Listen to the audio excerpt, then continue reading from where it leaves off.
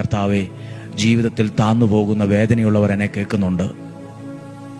ടെൻഷനോടുകൂടെ ഇരുന്ന് താന്നു പോകുന്നവരുണ്ട്.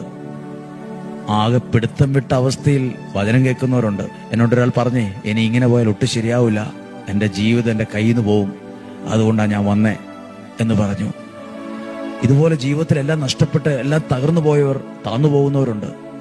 സാരമില്ല, ഇനിയും താഴാൻ വെള്ളത്തിന് ആഴമുണ്ട്, പക്ഷെ താണിട്ടില്ല, ഒരിഞ്ച് താണിട്ടില്ല.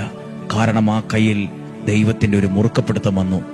നിന്റെ കുടുംബത്തെ, നിന്റെ മക്കളെ, നിന്റെ വിദ്യാഭ്യാസത്തെ ഒക്കെ ദൈവം ഇങ്ങനെ മുറുക്കപ്പിടിച്ചാണ്ടല്ലോ, താഴേക്കല്ല അത് പോവുക, അത് ഉയർന്നുയർന്നു വരും, അതൊരു അത്ഭുതമായി മാറും.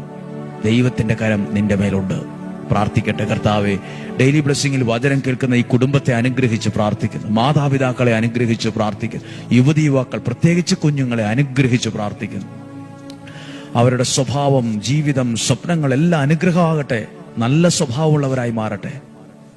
ചീത്ത വർത്തമാനങ്ങൾ പറയരുത്.